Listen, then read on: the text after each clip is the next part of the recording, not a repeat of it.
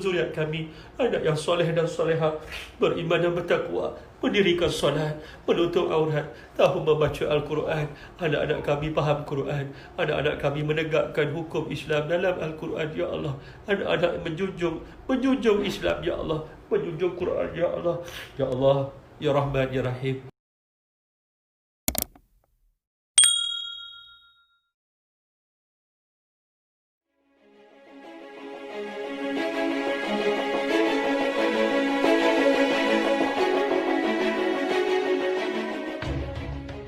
Dan begitu juga bila kita pergi ke Madinah, di sana ada satu masjid, tuan-tuan yang dirahmati oleh Allah Subhanahu wa taala, masjid yang namanya Masjid Al-Ijabah, kerana Nabi pernah berdoa di situ. 3 permintaan yang Nabi minta, 2 Allah terima, 1 Allah tolak. Iaitu antara yang Nabi minta Allah perkenankan. Nabi minta, wahai Allah, kalau kau takdirkan umat kita ni, umat aku ni kering dalam keadaan kemarau, jangan engkau jadikan kemarau itu dalam tempoh yang sangat panjang. Dulu berlaku dalam keadaan tidak hujan di Somalia, berlaku peperangan saudara, tuan-tuan. Orang bukan apa, tuan-tuan, orang makan tai lembu, tuan-tuan. Lembu tu berak belum sampai ke tanah, pakak-pakak ambil masuk mulut. Bukan sebab sedap, bukan sebab seronok, sebab tak ada benda nak isi dalam perut, mereka makan. Tapi tak lama daripada itu datang bantuan, turunnya hujan daripada langit. Antara doa Nabi yang diterima oleh Allah Subhanahu wa taala. Yang kedua yang Nabi minta, ya Allah perkenankan. Apa dia yang Nabi minta?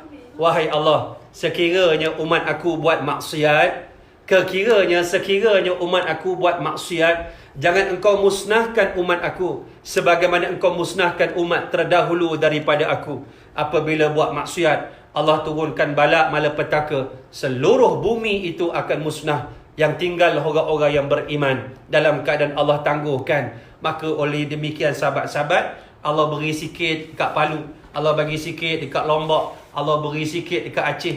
Aceh sikit pun 240,000 nyawa melayang terkorban dalam keadaan Allah berikan, dalam keadaan sebagai satu contoh bagaimana Allah berikan sedikit-sedikit akibat daripada tempias doa Rasulullah sallallahu alaihi wasallam. Cuma yang ketiga Nabi minta, ya Allah, jangan kau jadikan umat Islam ini dia berpecah belah. Yang ini tidak diterima oleh Allah. Umat Islam akan berpecah belah sampailah disatukan nanti di hari kiamat, dekat-dekat kiamat, apabila disatukan oleh Nabi Isa alaihi salam yang menyatukan umat Islam setelah dapat membunuh Dajjal, yang kemudian akhirnya apabila semua selesai dan beliau dan Nabi Isa berkahwin, memerintah hampir 40 tahun dan dia meninggal dunia. Setelah daripada itu tibalah masa kehancuran, tidak ada lagi orang yang beriman. Yang pertama saya nak sebut, malaikat bukan sebab dia beristighfar itu dia berdosa. Yang kedua, hadis yang saya bacakan tadi, 2 hadis. Satu daripada yang diriwayatkan oleh Imam Bukhari daripada Abu Hurairah, yang kedua daripada Imam Muslim daripada sahabat bernama Al-Aghar Ibnu Yasar.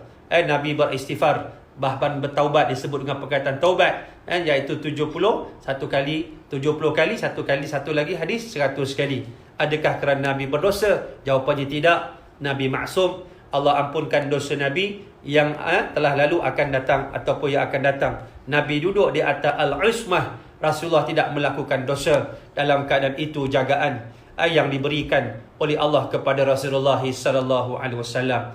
Kemudian perkataan taubat digunakan dalam surah At-Tahrim ayat ke-8. Allah menyentuh, ya ayyuhalladzina amanu tubu ilallahi taubatan nasuha. Dalam ayat ini Allah menyentuh, wahai orang-orang yang beriman, bertaubatlah kamu dengan sebenar-benar taubat, dengan taubat yang taubatan nasuha, yang khalis, yang nusuh, yang tidak ada campur dengan perkara-perkara yang lain. Dalam erti kata dia balik rujuk kepada Allah Subhanahu wa taala. Dalam keadaan ini kan lebih baik kalau Allah kata, ya ayyuhalladzina ajramu, wahai orang yang mujrim, ya ayyuhalladzina kafaru, wahai orang yang kafir, ya ayyuhalladzina fasaqu, wahai orang yang fasik, bertaubatlah kamu dengan taubat sebenar-benar taubat. Tetapi Allah menggunakan perkataan orang yang beriman, ya ayyuhalladzina amanu, seolah-olah orang beriman melakukan maksiat. Apa yang disebutkan di sini ialah Bukan maksud erti kata taubat itu secara umum. Bagi saya lah tuan-tuan yang berbanyak dosa ni, maka saya layaknya saya menggunakan perkataan taubat. Kerana perkataan taubat itu taba yatubu membawa maksud ar-ruju', kembali kepada Allah Subhanahu wa taala. Setelah mana kita tersilap, kita tersalah, kita melakukan kesalahan, lalu kita kembali kepada Allah Subhanahu wa taala di atas kesalahan-kesalahan kita. Kita rujuk balik kepada Allah Subhanahu wa taala. Cara macam mana? Cara dia balik ke pangkal jalan. Sebab itu bila kita lihat ulama membahagikan taubat itu kepada beberapa bahagian. Kadang-kadang kita jumpa dalam Al-Quran Allah menggunakan perkataan aubah. Kadang-kadang Allah menggunakan perkataan inabah. Lalu bagi Nabi, adakah Nabi melakukan maksiat? Bagi Rasul, taubat itu bukan kerana melakukan maksiat. Bagi saya yang banyak dosa ni, layaklah saya bertaubat tuan-tuan. Lalu sesuai dengan saya, bila kerana dosa, kita ni asi, unsar, orang yang buat maksiat, lalu dipanggil taubat, kita kembali rujuk kepada Allah Subhanahu wa taala. Tuan-tuan, puan-puan muslimin muslimat yang dirahmati oleh Allah Subhanahu wa taala, cuba lihat dalam keadaan Allah uji kita hari ini.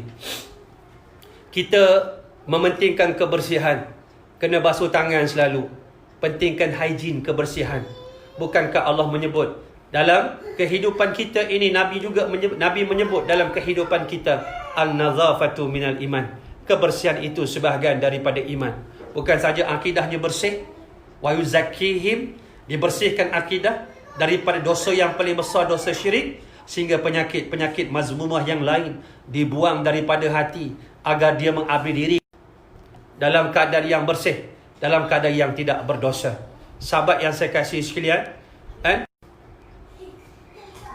begitu juga dalam keadaan kalau kita basuh-basuh tangan ni, itulah yang dinamakan wuduk dalam erti kata hidup sebagai seorang Muslim. Yang kedua, jaga kebersihan badan kita. Dalam Islam ada istilah mandi wajib, hukum dia wajib bila keluar mani, bila bersetubuh, berjima, maka dia ada di situ istilah mandi junub. Kalau mandi biasa, ada mandi sunat. Hari Jumaat kita mandi sunat. Hari Jumaat, dalam keadaan itu diajarkan oleh Islam. Dalam keadaan ini, pada hari ini orang menyebut perkara-perkara ini dihubung kait dengan satu virus nama corona. Sibuk pasal hari ini. Bahkan hari itu kita lihat orang mempelekehkan orang yang pakai tudung, orang mempelekehkan orang yang tutup aurat. Bahkan kita lihat di China, bagaimana umat Islam ditarik tudungnya, dibuka tudungnya. Dalam keadaan hari ini, orang semua pakat-pakat pakai mask, pakai tutup muka, tutup kepala, pakai glove, pakai hand sock, pakai stocking, dalam keadaan seolah-olah itulah aurat namanya. Yang mana kamu kena lihat, aku berikan kepada kamu supaya rujuk balik keadaan perkara-perkara ini. Dalam keadaan zina berleluasa, bagaimana negara-negara yang kita sebut, yang kita angkat, yang kita junjung, dan kita pergi ke Europe, kita pergi ke Western side, bagaimana orang melakukan perzinaan dalam keadaan yang berleluasa. Dengan sebab ini Allah kirimkan wabak. Manusia meninggalkan zina dalam keadaan pusat-pusat pelacuran ditutup. Orang sibuk berjudi di Las Vegas, orang pergi ke Genting Highland berjudi, lupa anak bini. Allah kirimkan wabak, dan kaki judi ini duduk di rumah dalam keadaan tidak dapat berjudi. Kita sibuk menyebut-nyebut, mengangkat-ngangkat LGBT, di mana Allah pernah terbalikkan bumi yang dimiliki, diduduki oleh kaum Nabi Lut. Hari ini Allah kirimkan satu virus. Lalu LGBT pun tidak boleh nak mendabik dada dalam keadaan ini hak aku, aku punya pasal, aku nak buat apa. Orang sibuk, orang bawa kereta dalam keadaan mabuk, berapa nyawa sudah melayang dalam keadaan semua disebabkan pemandu yang mabuk di bawah pengaruh alkohol. Hari ini orang tak boleh nak pergi pub, tak boleh pergi pusat hiburan, tak boleh minum arak, dengan sebab Allah kirimkan wabak ini. Dan pada hari ini kita melihat orang mati tuan-tuan. Kita lihat, kita mengambil kira satu demi satu dekat Malaysia. Dalam puratanya dekat dunia ini jumlahan puluhan ribu. Kita merasa sengsara. Mungkin kita lupa di sana ada umat Islam yang dibunuh lebih daripada 500,000 di Syria sejak berlakunya apa yang berlaku penindasan kepada umat Islam 2011. Kita alpa ke benda ini? Dalam keadaan begitu Rohingya, dirogol, dibunuh, dipotong, dibakar. Allah suruh tengok, yang kau buat itu ialah hamba aku. Mereka mengucap la ilaha illallah Muhammadur Rasulullah. Kamu lakukan sekonyong-konyongnya. Dalam keadaan kita lihat Allah nak menyedarkan kita. Kita nak beli beras pun beratus hari ni. Beras yang kita suka tak ada, kena makan beras yang kita tak suka. Cuba kita tengok, kita boleh makan lagi nasi. Cuba tengok sahabat-sahabat kita, bagaimana orang-orang di Palestin, di Gaza, bagaimana keadaan di Syria. Anak-anak orang Islam makan daging kucing, tuan-tuan, makan rumput-rumput, hidup dalam keadaan demikian. Kita hari ini memikirkan, kalaulah diteruskan PKP ni, tidak ada lagi tepung pelita, tidak ada lagi bazar Ramadan. Tetapi mereka bukan saja tepung pelita, bazar pun tak ada. Tiap-tiap hari bagi mereka kesengsaraan. Terkadang kita lupa untuk bersyukur kepada Allah Subhanahu Wa Taala. Sehingga kita kata, ya, kita rasa duduk rumah ini. Sampai ada yang tulis dekat Facebook, wa na'udzubillahi min dzalik. Jaga kata-kata kita, sahabat-sahabat yang sekasih sekalian. Ada yang kata, kalau diteruskan, kalau di extend, kalau diprolong lagi PKP ini, apa yang akan terjadi bulan Ramadan? Bukan syaitan saja dirantai, dikurung, kita juga akan dikurung. Ini kata-kata orang-orang yang tidak beriman, menyendakan, mempermainkan apa yang Allah uji kita hari ini. Bukankah dengan sebab karantin kita dapat tengok rumah kita, kita dapat muhasabah diri kita? Rupanya selama ini kita tak betul jadi ayah, tak tahu nak solat je, tak tahu nak jadi imam kepada anak kita, keluarga kita, isteri kita. Kita bangun pukul 12 tengah hari, tiap-tiap hari. Subuh kita langgar. Bila naik jadi imam, kita menggigil. Dah lama, 2 minggu lebih. Masih lagi dengan surah Inna a'tainakal kautsar. Dalam keadaan kita muhasabah diri kita. Rupanya keluarga kita ini, keluarga yang tidak mengikut apa yang dibawa oleh Rasulullah sallallahu alaihi wasallam. Dalam keadaan inilah kita muhasabah diri kita. Allah nak menjentik, menegur kita. Sebab itu dalam keadaan ini, taubat itu diperlukan dalam wabak. Sesuai kita sebagai orang awam yang dipanggil al-asi, usa, untuk kembali rujuk kepada Allah Subhanahu Wa Taala. Sahabat yang saya kasih sekalian, cara Allah menguji sangat halus, sangat seni. Cara dia sangat halus. Contoh tuan-tuan, Imam Hasan Al-Basri, orang datang ke jumpa dia. Orang ada masalah datang berjumpa Tok guru besar, seorang wali Allah daripada Basrah, daripada Iraq, tuan-tuan. Imam Hasan Al-Basri, orang datang jumpa dia. Pertama dia kata, tuan, kampung saya ni lama kemarau. Hujan tak turun. Apa penyelesaian dia? Lalu Imam Hasan Al-Basri kata, pulanglah kamu ke kampung, kamu beristighfar. Lalu datang lagi satu orang, dia beritahu kepada Tok guru besar ini, dia kata, wahai tuan guru, saya ni susah, duit tak ada. Lalu dia kata, apa penyelesaian dia? Kamu balik rumah engkau beristighfar. Datang lagi seorang, wahai tuan guru, saya lama kahwin tapi tak dapat anak. Lalu tuan guru kata, Imam Hasan Al-Basri kata, pulanglah kamu ke rumah, kamu beristighfar. Mari lagi orang lain berjumpa. Dia kata, wahai tuan guru, saya punya kebun saya tidak produktiviti tak ada. Tidak ada hasil ada pun tak banyak. Tanah tidak subur. Apa yang perlu saya lakukan? Kamu balik, kamu beristighfar. Semua mereka ini mempertikaikan. Lalu mereka berkata, wahai tuan guru, wahai Imam Hasan Al-Basri, engkau orang hebat, engkau wali Allah, engkau orang alim. Semua persoalan kami engkau menjawab dengan istighfar. Lalu orang alim ini berkata dengan surah daripada surah Nuh, Allah menyebut, faqutustaghfiru rabbakum innahu kana ghafara.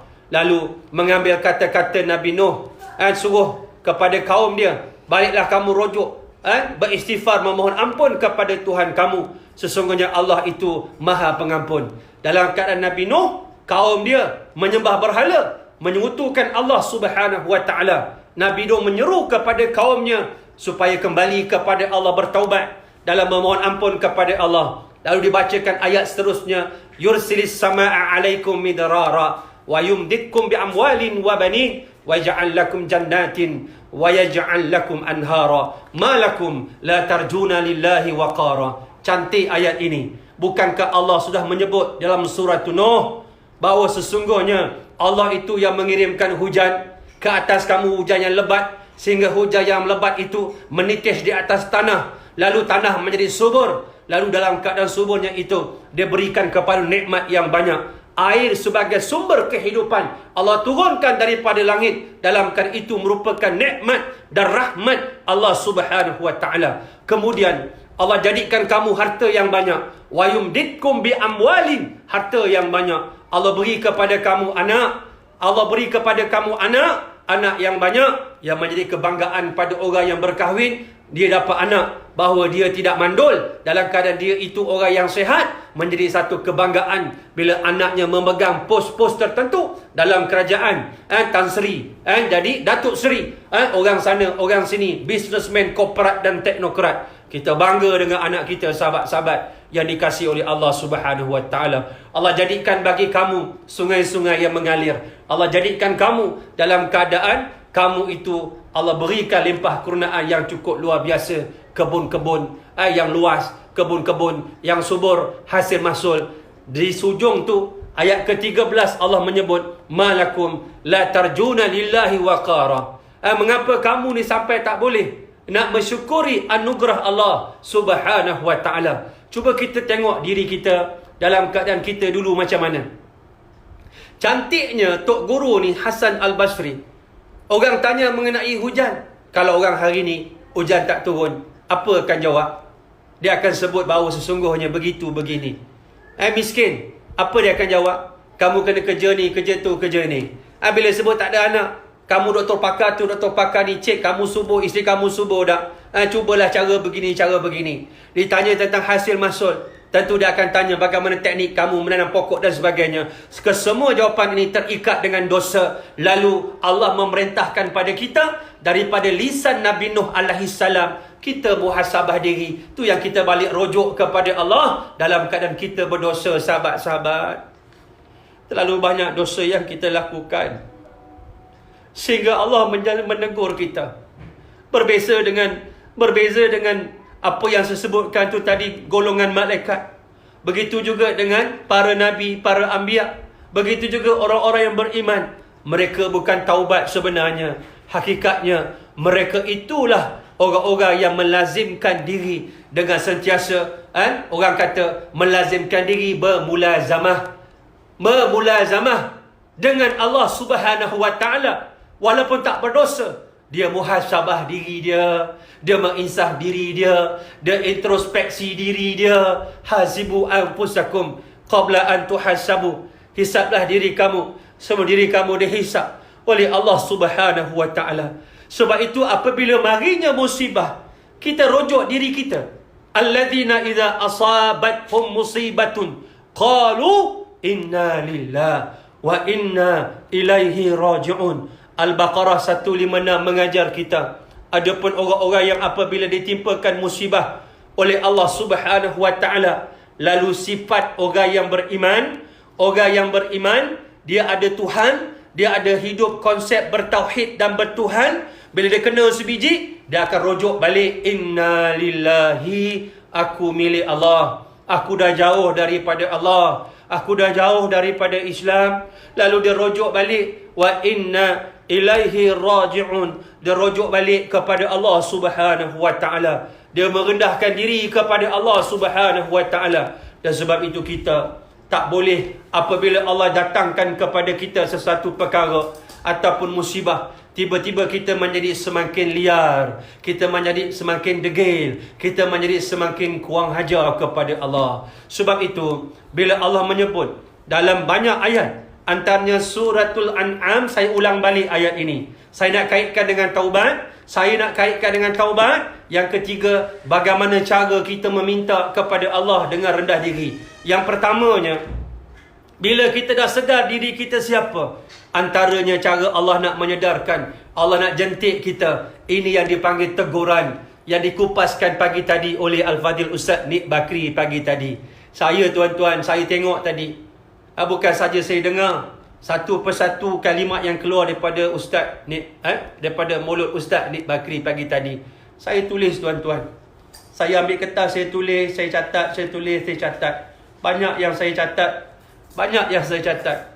Bila apa yang disebutkan oleh Ustaz Nik Bakri seolah-olah ada persamaan dengan apa yang saya nak kongsikan pada tuan-tuan. Sebab Al-Quran itu, dia akan sentiasa terikat.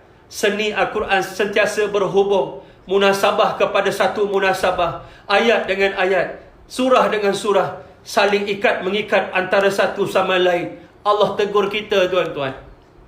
Sebab itu bila Allah berikan dalam suratul An'am ayat 43, Allah menyebut dengan perkataan, "Falaula idh ja'ahum ba'suna tadarra'u walakin qasat qulubuhum wa zayyana lahumus syaitanu ma kanu ya'malun."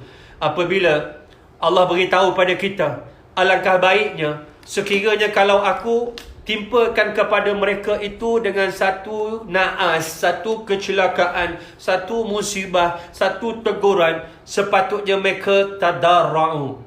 Mereka merendah diri. Mereka jadi menghina diri. Mereka jadi lebih depan Tuhan. Dia mengaku kelemahan diri sebagai hamba. Sebab tu kalau Allah uji kita tengah hari ni tuan-tuan, layak diuji sebab dia Tuhan, kita hamba. Ya Allah, kalau Engkau uji kami layak, ya Allah Engkau Tuhan, kami hamba. Kalau Engkau menguji kami, itu hak Engkau. Kalau Engkau uji kami, itulah hak Engkau ke atas hamba. Tetapi kalau Engkau tak menguji kami, ya Allah, tengah hari ini, itu sifat Engkau sebagai Tuhan yang maha sempurna, ya Allah. Sifat Engkau yang maha mengetahui, ya Allah. Sifat Engkau yang maha penyayang, ya Allah. Dalam keadaan hamba tak memiliki apa-apa untuk mendabik dada di hadapan Tuhan. Ya Allah, kenapa Engkau uji aku, ya Allah? Ya Allah, kenapa Engkau jadikan hidup aku susah, ya Allah? Hamba, bila sebut hamba, abdun, ibadun, kalau kita campurkan abdun, kita satukan dengan Abdullah, hamba itu menjadi hamba pada Allah. Lalu hamba semakin hina di hadapan Allah. Dan sifat hamba, dia tidak pernah mempertikaikan Tuhannya. Dalam erti kata lain, bila mana Allah timpakan kita sesuatu ujian, sifat manusia itu tadarra'u.